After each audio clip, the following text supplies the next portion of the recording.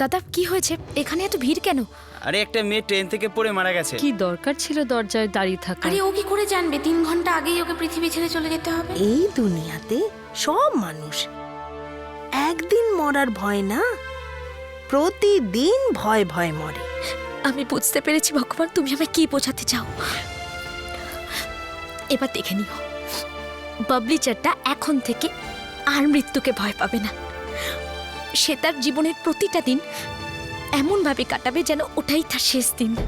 তুই না ওই দুজনকে একসঙ্গে কোনোদিন শুতে দিবি না। মানে আর এই যদি ভুল করে শিবাঙ্গী প্রেগনেন্ট হয়ে যায় না, তাহলে সব খেলা চৌপট হয়ে যাবে। তুই একটা কাজ কর, তুই কি শিবাঙ্গী কাকিমার পাশে শুয়ে পড়, সারা রাত ধরে তোকে গল্প শোনাবে। আমি তোকে কি বলেছিলাম যে শিবাঙ্গী আর অভয়কে একসঙ্গে শুতে দিবি না? তুই কি না ওদের ফুলসজ্জার খাট নিজেই সাজাচ্ছিস?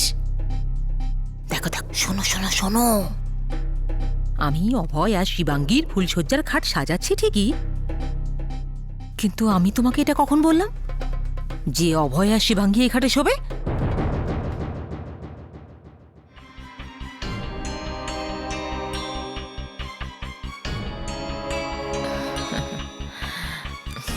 নাও সাজাও।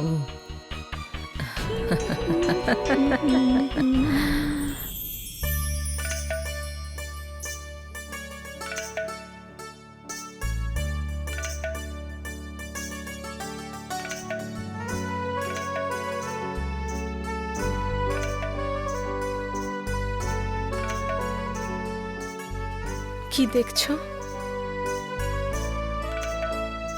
তোমার চোখ।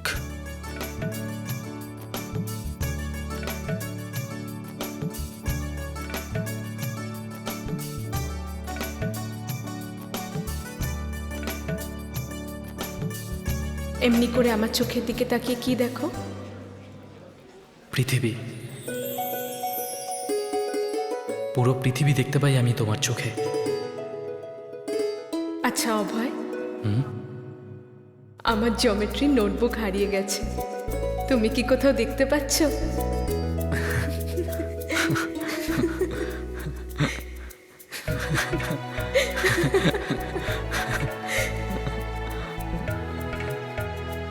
এখনো অবধি আমার জিওমেট্রি নোটবুক খুঁজছো?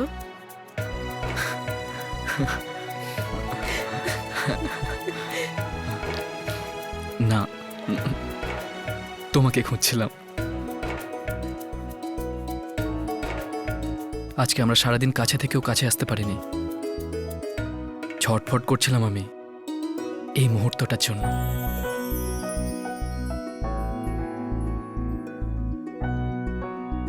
শিবাঙ্গী একটু এদিকে শোনো মা। আসছি মা। মা, ফুলসজ্জা করা এত সহজ নয়। মিস্টার সাওয়েন্ত, অপেক্ষা করো। শিবাঙ্গী,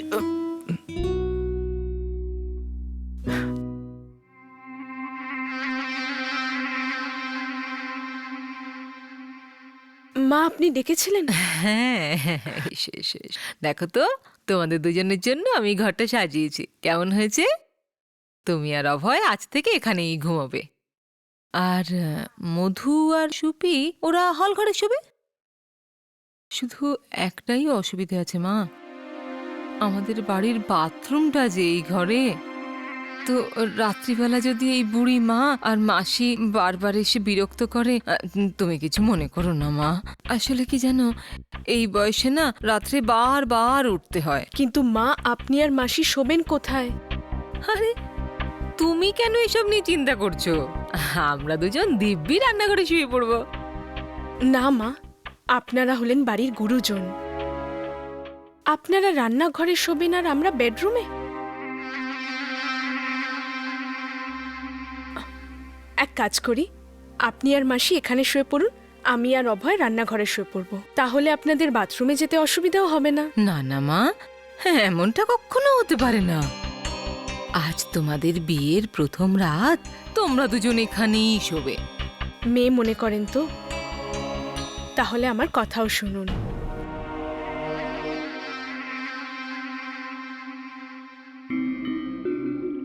আমার জন্য আগেও তোমাদের কত কষ্ট হয়েছে, তোমার বিয়ের পরের প্রথম রাত তোমরা রান্না করে শোবে? না না না, ছি ছি ছি ছি ছি, এত বড় অন্যায় আমি করতে পারবো না। মা, ছেলে মেয়েরা ফুলে সাজানো বিছানায় শোবে আর গুরুজনেরা মাটিতে, সেটা তো এর থেকেও বড় পাপ, তাই না?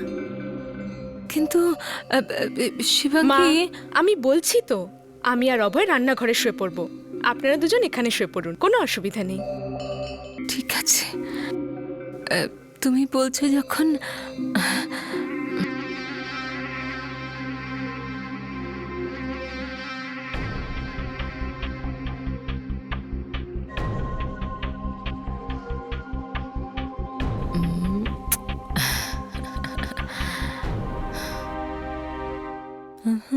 মা, এটা কি? আরে অভয়, তোর বউয়ের কাছ থেকে কিছু শেখ রে, কি ভালো শিক্ষা যে ওর। আমি শিবাঙ্গীকে বললাম আজ থেকে তুমি আর অভয় বেডরুমে শোবে, আমি আর মাসি রান্নাঘরে শুয়ে পড়বো। শুনলই না, বললো কি না না, আপনারা দুজন বেডরুমে ঘুমোন, আমি আর অভয় রান্নাঘরে শুয়ে পড়বো। কি যে পাগল মেয়ে।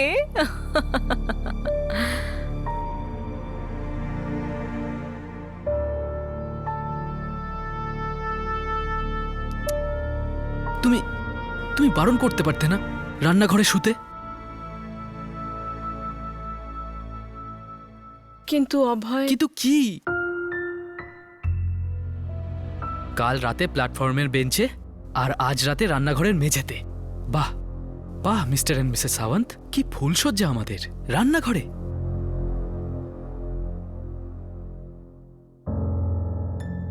অভয়, না না না না না, বলো তো সকালের ব্রেকফাস্টটাও করে দেই আমি।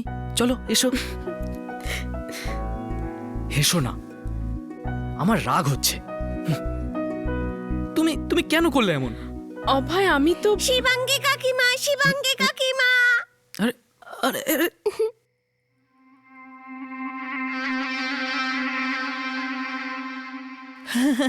তুই এখানে কি করছিস? আরে গল্প শুনতে এসেছি। আমার না ঘুমোতে ঘুমোতে গল্প শুনতে ভীষণ ভালো লাগে। আচ্ছা, তাহলে তুই আজ এখানেই শুবি? তাছাড়া আবার কি, গল্প শুনতে শুনতে আমি ঘুমিয়ে পড়বো।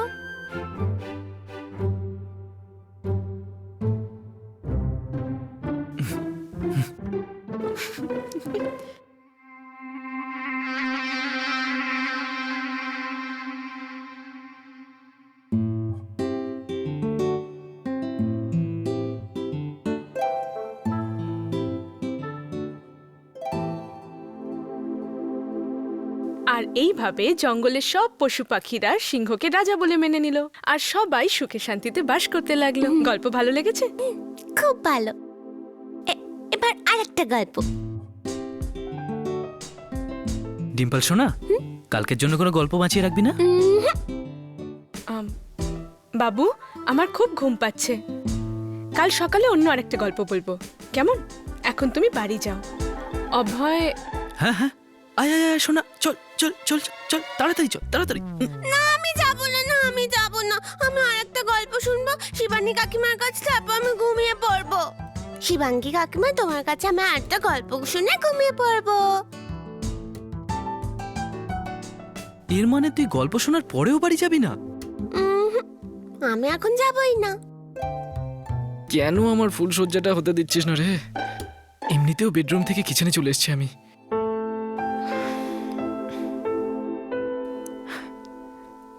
বাবু এদিকে এদিকে এদিকে, এক সেকেন্ড, এদিকে এদিকে। আমার মা, কি ক্ষতি করেছি আমি তোর? তোর বাড়ি পাশেই তো, যা এখন কালকে শুনে নিস, ঠিক আছে? আরে শোন না, আসলে কি হয়েছে, আমার আর শিবাঙ্গী কাকির একটা জরুরি কাজ আছে। চল একটা কাজ কর, এখন তুই যা, 1 ঘন্টা পরে আসবি, ওকে? যা যা, তাড়াতাড়ি যা, তাড়াতাড়ি যা। আমি যাব না, আমি কিছুতেই যাব না, আমি শিবাঙ্গী কাকিমার কাছেই থাকবো, আমি যাব না। তুই এমনিতে মানবি না, না? ওঠ ওঠ। আমি যাব না, আমি শিবাঙ্গী কাকিমার আরে, কাছে থাকবো, অভয়, আমি যাব না, আমি যাব না। বাচ্চা মেয়ে, ওর লেগে যাবে। কিন্তু ফুলসজ্জা তো আমার না। তাড়াতাড়ি চল চল চল। আমি আয়, যাবো আয়। না, আমি যাবো না। এক সেকেন্ড। এবারে শেষ গল্প, ঠিক আছে? এরপরে কিন্তু আমি শুয়ে পড়বো, আমার ঘুম পাচ্ছে।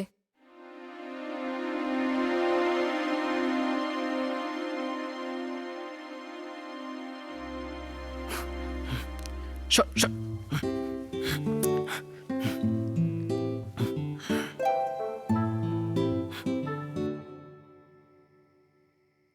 তো গল্প, এক রাজা ছিল আর এক রানী। তুমি শুয়ে পড়ো। তারপরে কি হলো যে রাজা কথায় কথায় রানীর ওপর রেগে যেত, আর রানীর ওপর রাগ করে দূরে দাঁড়িয়ে থাকতো। সে রাজাকে বোঝাতো যে কথায় কথায় রাগ করা ভালো নয়।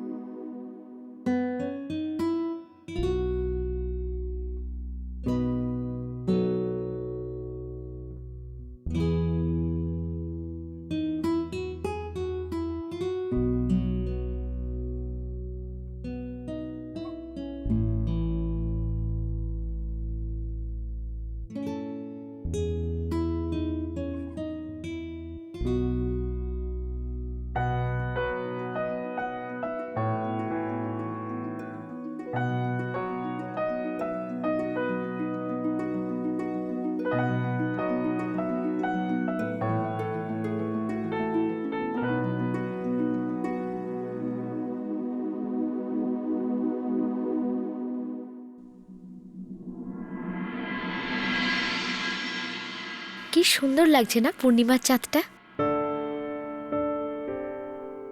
একলা, এত উজ্জ্বল, আর এটাকে দেখার জন্য পয়সাও লাগে না।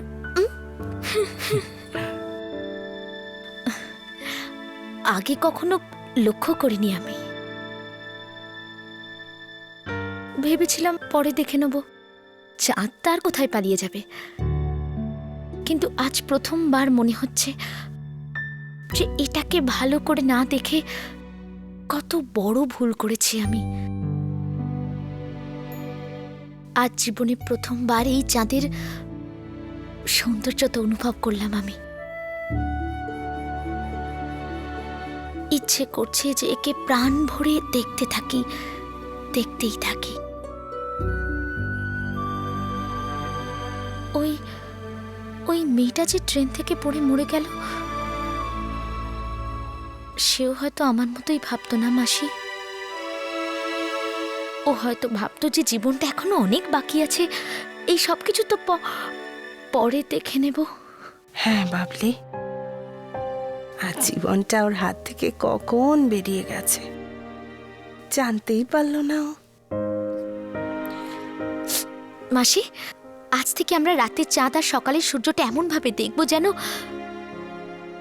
যেন এটা আমরা শেষবার দেখছি।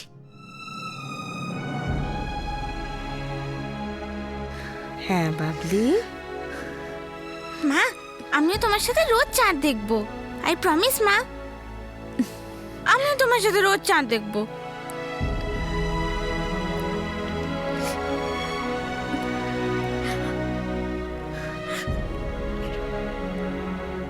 আর আমি তোদের দুজনের সাথেই থাকবো।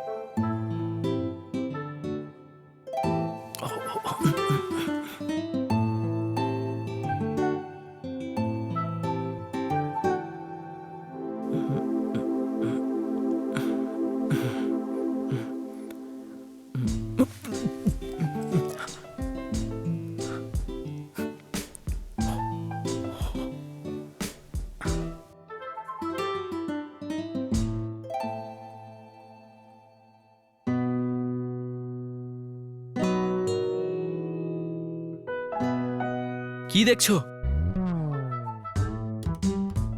হাসছো না? হাসো। না না, হাসো।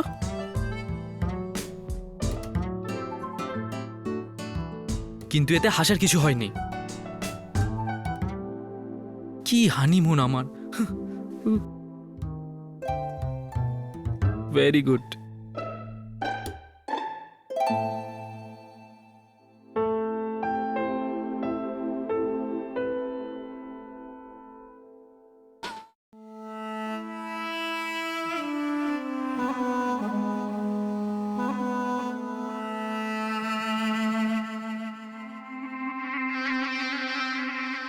দিদি, কি চালটাই চেলেছি দেখেছ দিদি?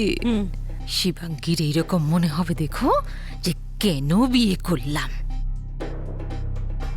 এত তাড়াতাড়ি খুশি হোস না রোহিণী।